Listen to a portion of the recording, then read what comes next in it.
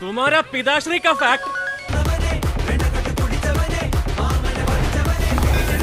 So guys, এখন আমি করব নতুন Malayalam movie Guruvayoor Ambalanadayil movie review, যার মিনিং হলো গুরুবায়ু টেম্পল, যেটা কেরালাতে অবস্থিত আছে। এই সিনেমার মেল লিডে আছে পৃথ্বীরাজ সুকুমারন, বাসিল জোসেফ, নিখিলা বার্মা, অনসৌরা রাজন। সিনেমাটা ডাইরেক্ট করেছে বিপিন দাস। সিনেমাটা রিসেন্টলি হিন্দি ডাবডে ওটিটি প্ল্যাটফর্ম ডিজনি প্লাস হটস্টারে চলে এসেছে, তো সেটাই আমি দেখলাম। তো মেনলি সিনেমাটা কেমন হলো, আপনাদের দেখা উচিত কিনা সেটা নিয়ে কথা হবে এই ভিডিওতে, তো পুরোটা দেখবেন। এই সিনেমার যদি গল্পটা অল্প করে বলি, তো এখানে দুজন বন্ধু দেখানো হচ্ছে। তো এখানে ভিনু যে ক্যারেক্টারটা প্লে করেছে বাসিল জোসেফ, তো তাকেই মেনলি কেন্দ্র করে সিনেমাটা। তার একটা ব্যাক স্টোরি আছে, যেটা একটা মেয়ের সাথে প্রেম হয়, কিন্তু তার সাথে তার বিয়ে হয় না, যে কারণে সে দুঃখ কষ্টে থাকে। তো সে যাকে বড় দাদার মতো দেখে সে হলো আনন্দ ভাইয়া। তো সে এবার তার জীবনটাকে সুন্দর করে সাজিয়ে দেওয়ার জন্য তার বোনের সাথে বিয়ে ঠিক করছে। তো তারপর এই ভিনু বিয়ে করতে আসার পর যে কেল্লাটা হচ্ছে সেটা জাস্ট হিলেরিয়াস।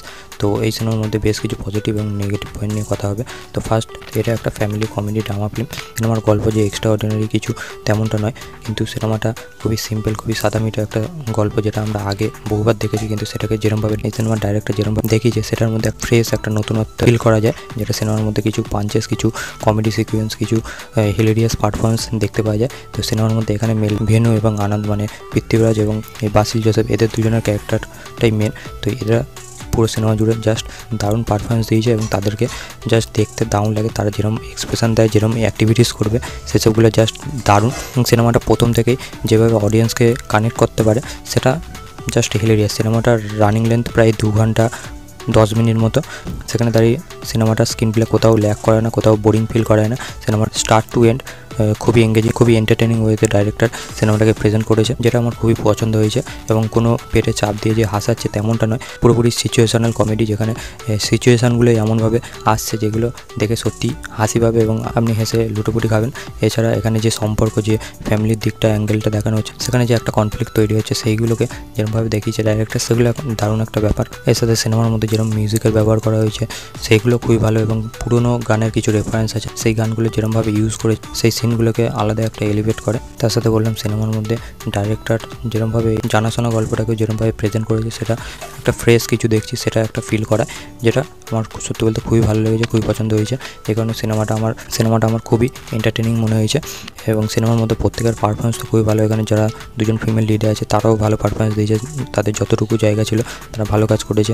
এবং সিনেমার ক্লাইম্যাক্সে যে একটা মাইথোলজির কিছুটা ইন্সপিরেশন পাওয়া যায়, সেটা যেরকমভাবে আসে, এখানে কৃষ্ণ এবং কংস মামার যে একটা সম্পর্ক, সেটাকে যেরকমভাবে তারা ক্লাইম্যাক্সে দেখায়, সেটা সত্যি বলতে একদমই এক্সপেক্ট করা যায় না। এবং এই যে গুরুবায়ু যে টেম্পল কেরালাতে আছে, সেই মন্দিরটার নামে এই সিনেমাটার নাম কেন রাখা হয়েছে সেটা আপনারা এই সিনেমাটার ক্লাইম্যাক্সটা দেখলেই বুঝতে পারবেন।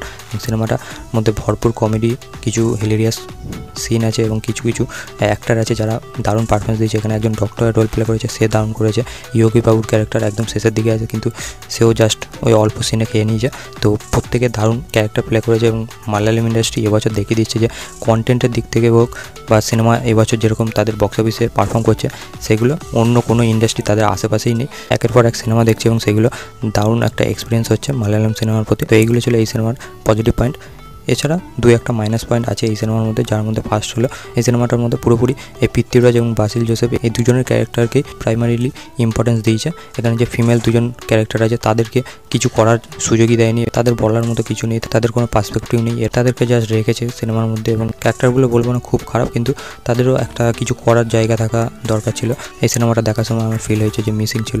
এছাড়া সিনেমাটার মধ্যে সেরকম কোনো লুফল আমার চোখে পড়েনি। সিনেমাটা এতটাই এন্টারটেনিং, যে কারণে সিনেমাটা স্টার্ট টু এন্ড আমাকে এঙ্গেজ করে রেখেছে। আমি খুবই বেশিভাবে এন্টারটেইন হয়েছি। আমি রেকমেন্ড করবো অবশ্যই সিনেমাটা দেখুন। যদি একটা ফিল গুড সিনেমা দেখতে চান, খুবই মজার সিনেমা দেখতে চান, অবশ্যই এই সিনেমাটা দেখতে পারেন। তো এটাই আমার ওভারঅল ওপিনিয়ন।